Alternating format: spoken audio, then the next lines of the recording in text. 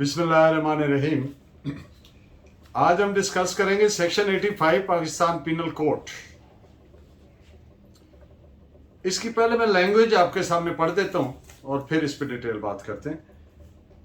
Nothing is an offence which is done by a person who at the time of doing it is by reason of intoxication, incapable of knowing the nature of the act, or that he is doing what is either wrong or right, or contrary to law, provided that the thing which intoxicated him was administered to him without his knowledge or his will। यानी कोई भी चीज जुर्म नहीं है अगर किसी आदमी ने यानी मुलजिम ने ऐसी हालत में की कि वो नशे में था और ये समझता नहीं था कि जो वो कर रहा है वो सही है या गलत है, इसका फर्क ही नहीं करने के काबिल था, या ये कि जो फेल वो कर रहा है वो खिलाफ कानून है, बशर्ते के, दिस इज वेरी इंपॉर्टेंट, बशर्ते के वो चीज जिसकी वजह से वो इंटॉक्सिकेशन में था, नशे में था। इंटॉक्सिकेशन का लफ्जी मानी होता है बेखुदी, बेखुद हो जाना, मस्त हो जाना। बशर्ते के वो चीज जिसकी वजह से वो इंटॉक्सिकेटेड था, इंटॉक्सिकेशन में था, वो चीज उसे उसकी मर्जी या इल्म के बगैर दी गई हो। दो बातें, या तो उसके नॉलेज में ही नहीं है कि उसको नशावर चीज दे दी गई है, एक बात, और दूसरी बात क्या है कि उसकी मर्जी के बगैर दी गई हो। मिसाल के तौर पर किसी को अगवा किया जाता है, वो गन पॉइंट पे उसको कहते हैं ये लेनी पड़ती है, लेता है। तो ये वो चीज है, ये ऐसी वो इवेंचुअलिटी हो सकती है कि किसी को उसकी मर्जी के बगैर को ऐसी चीज एडमिनिस्टर की जाए जिससे वो नशे में हो जाए, इंटॉक्सिकेट हो जाए और डिसर्निंग फैकल्टीज ब्लर्ड हो जाए टू द एक्सटेंट दैट वो उसको उसमें डिस्टिंग्विश ही ना कर सके, फर्क ही ना कर सके कि गलत है या सही है या खिलाफ कानून है। तो फिर ऐसा फेल, ऐसी हालत में वो जुर्म नहीं बनेगा।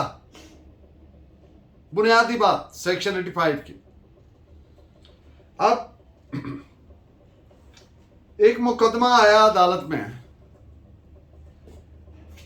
केस यही था कि जब इर्तिकाबे फेल हुआ तो मुलजिम नशा की हालत में था,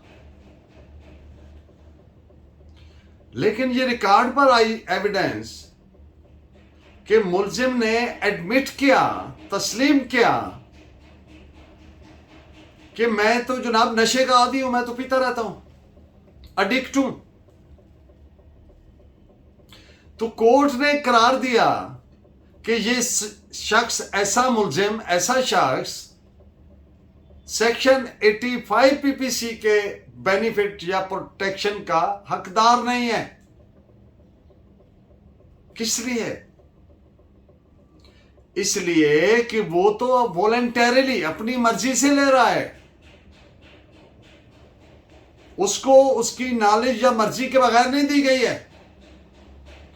तो जब भी कोई नशा इस वजह से होगा, यानी बंदे ने खुद लिया हो अपनी मर्जी से, तो फिर वो इस सेक्शन की प्रोटेक्शन का हकदार नहीं है। ये पाकिस्तानी सुप्रीम कोर्ट का फैसला है, आप नोट करें, 1974 SCMR पेज 295। इसके बरक्स इंडियन सुप्रीम कोर्ट का जो व्यू है वो थोड़ा इससे हटकर है। उसका एक मुकदमा आपके सामने रखता हूं जिसके फैक्ट्स इस तरह थे कि अगर कोई शख्स एक्सेसिव ड्रिंकिंग की वजह से, यानी हद से ज्यादा शराब पीने की वजह से या गांजा स्मोक करने की वजह से ज्यादा मिकदार में उसकी ज़हनी हालत ऐसी हो जाए कि अनसाउंडनेस ऑफ माइंड हो जाए।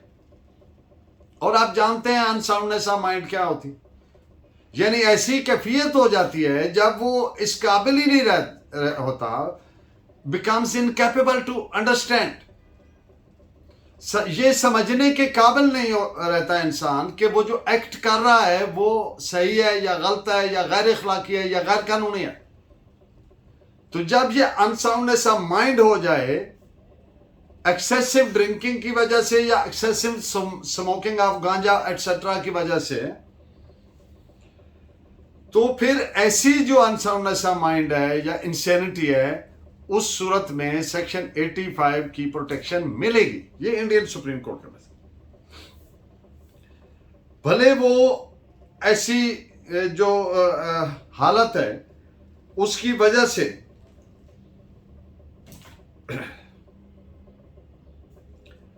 सिर्फ देखनी एक चीज पड़ेगी इस जजमेंट की रूह की वजह से कि जब उसने इर्तिकाबे फेल किया तो उस वक्त क्या उसकी ज़हनी हालत ऐसी थी कि वो ये समझने के काबिल ही नहीं था, तो फिर उसको ये बेनिफिट मिलेगा। This is provided as reported as AIR 1956 supreme court page 488।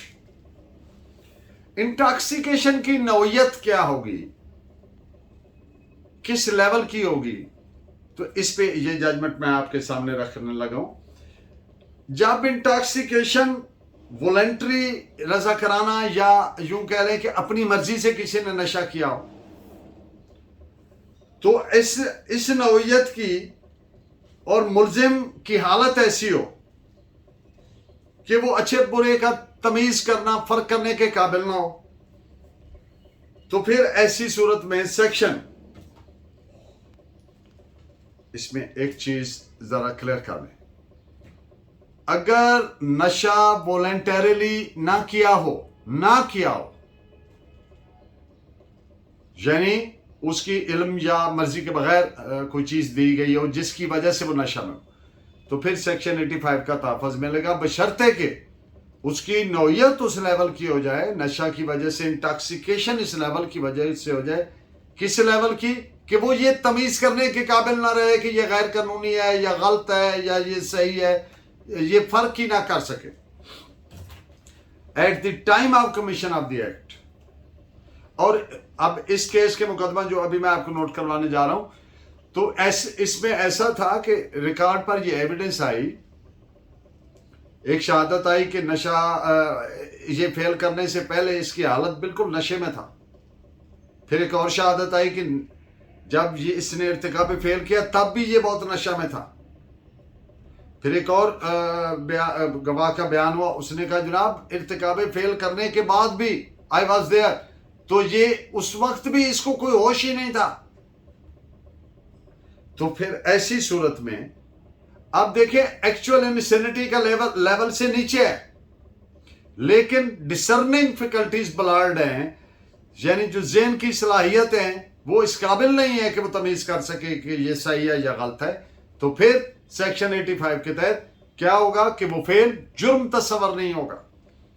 This is reported as 1912-13 criminal law journal page 167, double bench का फैसला। Thank you very much for watching, keep guiding me by your valuable comments. Allah ने